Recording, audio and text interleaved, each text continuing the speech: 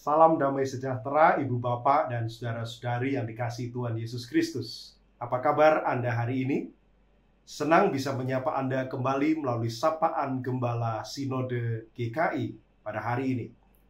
Bersama saya, Pendeta Aditya Kristo, Pendeta Jemaat GKI Manyar, Surabaya. Hari ini kita akan bersama merenungkan satu bagian firman Tuhan dari Lukas pasal 19 ayat 45 hingga ayat ke-48. Anda dapat membaca teks ini secara mandiri dengan menghentikan tayangan ini sejenak. Saudara dan saudari yang dikasihi Tuhan, Anda pasti pernah pergi ke sebuah kantor pelayanan publik, bukan?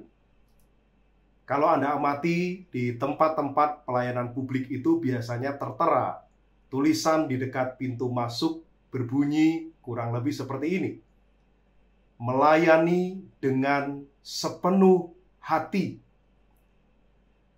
Tetapi anehnya ketika kita masuk, tidak jarang yang pertama kali kita lihat justru para calo yang sedang asik menawarkan kemudahan akses.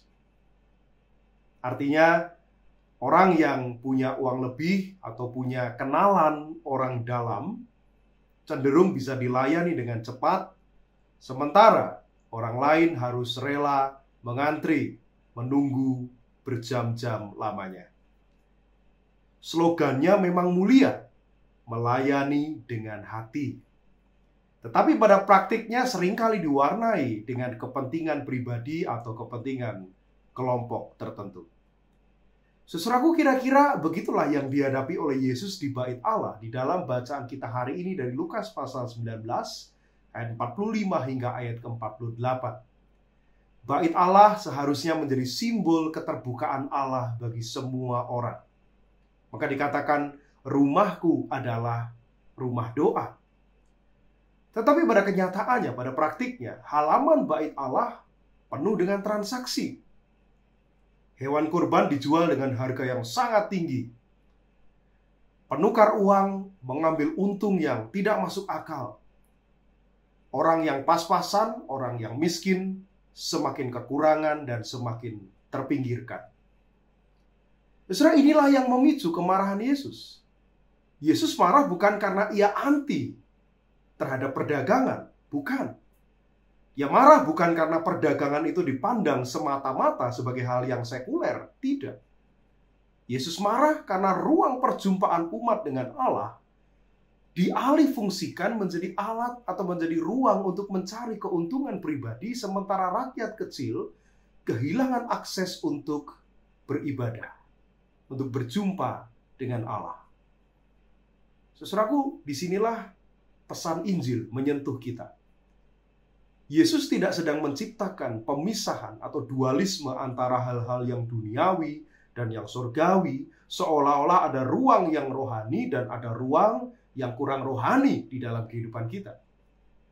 Sebaliknya, Yesus justru mau menegaskan bahwa seluruh ruang hidup kita sudah seharusnya menjadi rumah doa itu. Hidup kita di dalam segala keutuhannya menjadi ruang di mana keadilan, kebenaran, dan kasih Allah itu dirasakan setiap orang.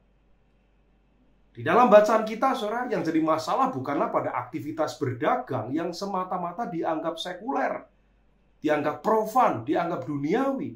Tidak. Tetapi karena perdagangan itu menindas, karena perdagangan itu menutup pintu orang lain untuk menerima rahmat Allah. Karena itu, saudara, marilah kita bertanya pada diri kita masing-masing. Adakah bait Allah dalam hidup kita yang perlu untuk dibersihkan? Apakah ibadah yang kita lakukan secara rajin di ruang-ruang tertutup itu sudah sungguh-sungguh melatih rasa empati dan rasa keadilan kita? Atau jangan-jangan kita terlalu nyaman menikmati hubungan pribadi kita dengan Tuhan, tetapi pada saat yang sama kita menutup mata pada penderitaan dan pergumulan sesama kita? Yesus mengingatkan, ibadah yang sejati tidak bisa dipisahkan dari hidup sehari-hari. Doa tidak bisa diputuskan dari rasa keadilan. Rumah Allah bukan hanya sekedar gedung gereja, bukan hanya sekedar rumah ibadat, tetapi setiap ruang di mana kasih Allah itu dinyatakan. Di rumah, di tempat usaha kita, di kantor kita, di jalanan, di pasar, dimanapun. Di mana kita menghadirkan keadilan, kejujuran, kepedulian, disitulah hidup kita sungguh-sungguh menjadi rumah doa. Saudara, mari kita berdoa. Ya Tuhan Yesus, ajarilah kami beribadah dengan hidup yang utuh dan hidup yang penuh. Bersihkanlah hati kami dari sikap yang memisahkan doa dari tindakan, memisahkan ibadah dari keadilan. Jadikanlah setiap ruang kehidupan kami, baik itu keluarga, pekerjaan, pergaulan, dimanapun kami ada, sebagai rumah doa, tempat kasih dan kebenaran-Mu dialami oleh banyak orang. Di dalam nama Tuhan Yesus Kristus, kami berdoa. Amin. Salam.